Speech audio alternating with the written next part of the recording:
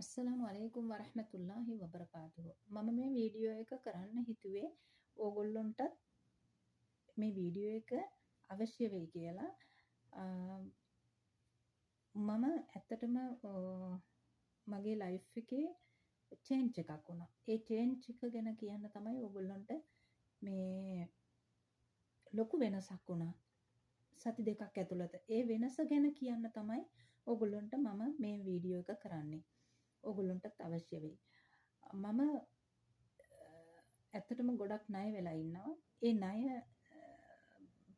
මැද ඒ ණය නිසා වගේම ණය තිබුණත් අපි සතුටින් හිටියා. ඒ සතුට නැත්තටම නැති වුණා. ගොඩාක් නැතිව යනවා. බලාගෙන ඉද්දි දැන් මම වචනයක් කතා කරොත් මගේ මහත්තයා ඒක එක වචනයක් අල්ලගෙන වචන 10ක් කියනවා. පෙන්වන්න බෑ. මාව පෙන්වන්න බෑ. මගේ දුවව පෙන්වන්න බෑ. එයාට හරි කේන් තියෙනවා. හරියට රුස්සන්නේ. ඕවගේ තිබුණා. ඕවගේ තියෙනකොට දැන් මං කල්පනා කරා දැන් මොකද්ද මේකට කරන්නේ මොකද්ද කරන්නේ කියලා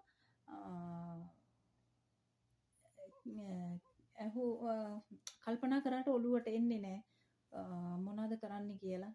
මගේ යාළුවන්ගෙන් ඇහුවා මං මොකද්ද මේකට කරන්න ඕන එහෙම කියලා. ඒගොල්ලෝ කිව්වේ දේවාල වල යන්න කියලා. ඉතින් ඔහොම ඉන්නකොට මට TikTok එකෙන් මේ සලවත් එකක් හම්බ වුණා. සලවත් එකක් හම්බ වුණා. ඒ සලවත් එක මම දැන් පෞල් ප්‍රශ්න වලට මුදල් හංගහිඟකම් වලට රස්සාව හරියන්න මම මෙහෙ සෞදි ආවා. සෞදි ඇවිල්ලත් ගෙවල් තුනකට මාරු වුණා. හරි ගියේ නෑ. ඒ ඊට පස්සේ ඔහොම ඉද්දි තමයි මට මේක හම්බ වුණේ. එහෙම ඉන්නකොට ඕක පාරායනය කරනකොට දවස් 3යි පාරායනය කරේ. හස්බන්ඩ්ගේ අර වෙනස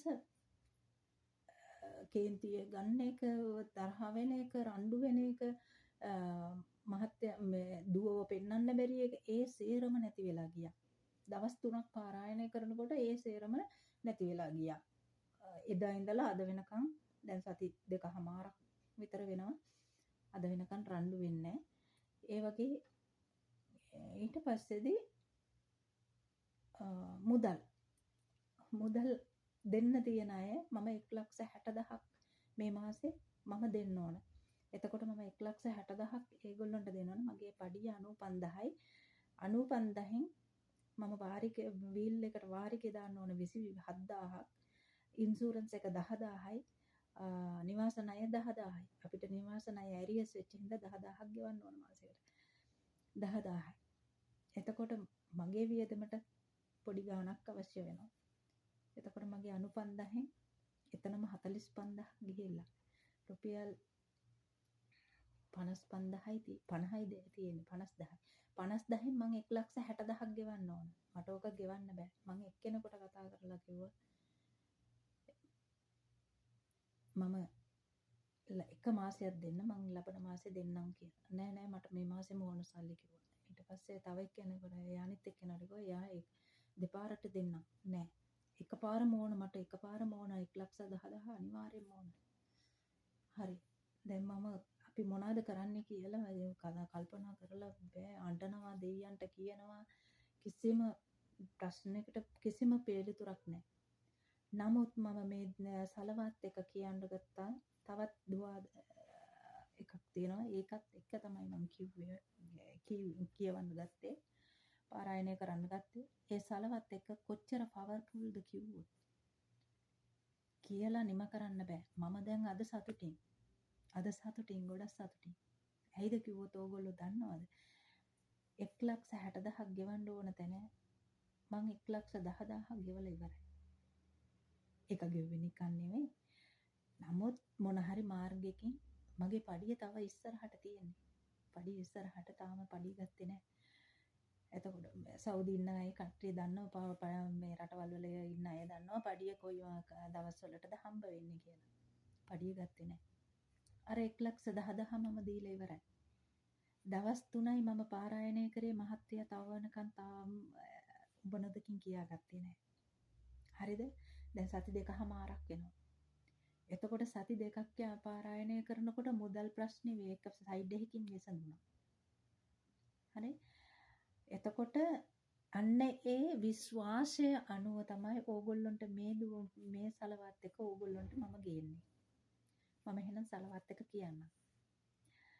යා රබ්බ මුහම්මදින් ව අලි මුහම්මදින් සල්ලි අලා මුහම්මදින් ව අලි මුහම්මදින් ව අජ්ජල් ෆරජ ආලි මුහම්මද්. මේක 13 වතාවක් කියන්න ඕන. දවසට 13 වතාවක්. එක දවසකට මම 13 වතාවක් දවසකට කිව්වා. දවස් 3 යනකොට මගේ මහත්තයා රණ්ඩු වෙන එක නතර කරා. අද වෙනකම් මොනවදකින් කියාගත්තේ නෑ. සති දෙකමාරක් වෙනවා මගේ අත් දෙකීම. දුවට පණට පණ ආදරේ හිටියා කලින්. දැන් ඊට පස්සේ රණ්ඩු වෙන්න දුවට බනින්න ගත්තා. පාරවල් දෙක තුනක් ගහන්න ගත්තා. ඒවා සේරම නතර වුණා. අද සතුටින් අපේ ෆැමිලි එක. අන්නේ අත් දෙකීම උඩ මම මේක කිව්වේ. මම නැවත කියන්නම්. යා රබ්බ මුහම්මදින් ව අලි මුහම්මදින් සල්ලි අලා මුහම්මදින් ව ආලි මුහම්මදින් ව අජ්ජල් ෆරජ ආලි මුහම්මද්. ඔය සලවත් එක 13 වතාවක් කියන්න දවසකට. ඔයාගේ ලයිෆ් එක වෙනස් වේවි බලා ඉද්දි. ඉන්න තැනත් මම මේ ඉන්න තැන මාෂාඅල්ලා මාෂාඅල්ලා තබාරකල්ලා ශුකුර් අල්ලා සහෝදරියක් වගේ. ඒගොල්ලොන්ට මම සහෝදරියක් වගේ දුවෙක් වගේ. මට මං අවුරුදු 20ක් විතර විදේශගතවල රටවල් වල වැඩ කරා. කිසිම ගෙදරක හම්බ වුණේ නෑ මේ වගේ ගෙදරක්. මම හිතුවේ මේ බාර ගොඩක් වරදී කියලා. නමුත් වැරදුනා මුලදි වැරදුනා. නමුත් මගේ හදවත හොඳයි. අල්ලාහ් තාලා මාත් එක්ක ඉන්නවා. තව වීඩියෝ එකකින් මං හමු වෙන්නම්. ඔයගොල්ලන්ට තවත් එකක් ගේන්නම්. විශ්වාසව දෙවියන් අදහන්න. මොන ආගමේ වුණත්. අපි මුස්ලිම් සිංහල දෙමළ හැම ආගමකම ඉන්නවා සහෝදර සහෝදරියෝ. විශ්වාසයෙන් ආගම අදහන්න. විශ්වාසය තියාගන්න.